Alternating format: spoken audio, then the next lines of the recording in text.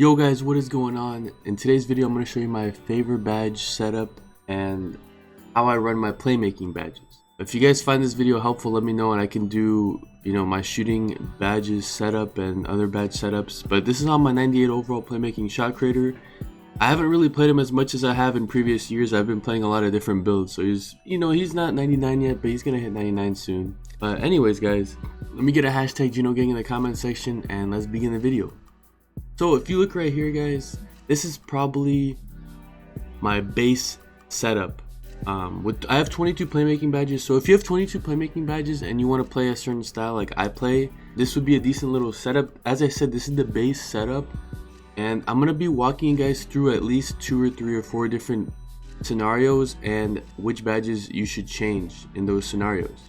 Because a lot of people ask me what's the best badges for playmaking and what badges do you use, but a lot of people think that it's the same best badges for every situation, and no. And once you max out your badges, you can change them whenever you want. So if you're playing pro-am 3v3, you can change your badges. Then you go play twos later, an hour later with your homie who's a stretch, you might change your badges, and then you play twos with a homie that's an inside center, you're gonna change your badges. So to be honest, I don't really run this setup too much, but I run this setup, I have run this setup, and this is a really good base setup. So if you run this setup and you're an above average player, you're gonna have above average results. You're not gonna have bad results, But if you take off this and you put on downhill and break starter on the twos, yes, you can be a great player and have poor results. This is horrible, okay?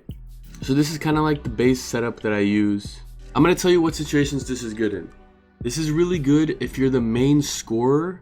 Obviously you're the primary ball handler, but if you're the primary ball handler and main scorer on the twos and you're playing with an inside center, or if you're running on the threes and you're running with people, let's say you're running with one big man and then you can shoot, and then you're running with a big man who can't shoot probably, and then you're running with a sharpshooter. Or you can run with a big man who can shoot, but the main focus of the offense is you and the other sharpshooter. So you can run something like this, because honestly, if you're running with a good sharpshooter, you don't need dimer. This obviously only applies if you're running with good players, so it's just up to you. You got to think about it, but I love this setup right here. If I'm running twos, let's say with a stretch or with a shooting glass, right? And maybe you're ISOing half the time, or maybe you're ISOing the whole time, or maybe you're using screens, but the point is you're running with a center that can shoot on the twos. I would change it a little bit. So if I'm running with a stretch on the twos, I would probably change it up a little bit and run a setup something like this to get him dimer, just to make sure he can shoot. This would be especially for a non-stretch, but a shooting glass cleaning lockdown. They only get a 69 or 73 pointer, so they might need dimer. Some people like dimer in floor general, but unfortunately with 22 badge upgrades, I cannot afford that luxury, and hopefully my teammates can hit, anyways. Now, this would be also a decent setup for the threes. This would be a really decent setup for the threes if you want to run this as a primary ball handler and you're running with the similar situation I mentioned earlier, a sharpshooter and a shooting center.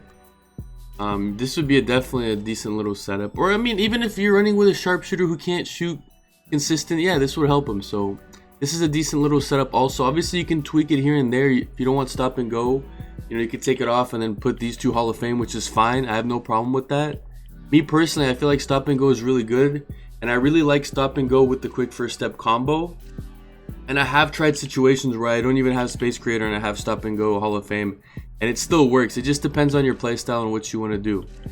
Now let me give you a situation when I play 5v5. I haven't really played 5v5 Team Pro-Am just because no one's really playing it like that, none of my friends. But when I play Rec Center on this build, this is what I run, okay guys? The reason I don't like running floor general in the park on twos or threes, because see, this badge right here, it gives offensive attribute boost to teammates when on the floor.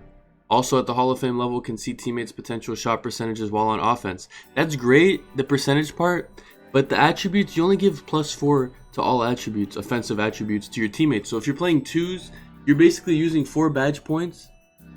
You're using 4 out of 22 badge points just to give a +4.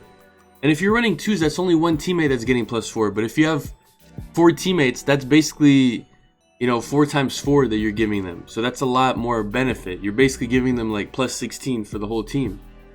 And you can see the percent from each spot, which is cool. Dimer to help your teammates because there's more people on the floor. If you're running 2s with inside center, you don't need Dimer. Or if you're running 2s with a deadly sharp who can shoot green without your Dimer, you don't need to waste the slots on it. But see, you're running Pro-Am, and obviously a lot of times Pro-Am teams have like a lockdown that can kind of shoot. That would help them out. You have a center that can maybe shoot. You just have more people on the floor to benefit from it. So this would be a decent little setup that you can run. And it's worked for me in the past. As I said, you can tweak things to how you like it. I've also tried this setup in the rec, and honestly, Needle Threader is one of my favorite badges. I don't run it at the park as much as I used to, but it's still good, especially in comp games.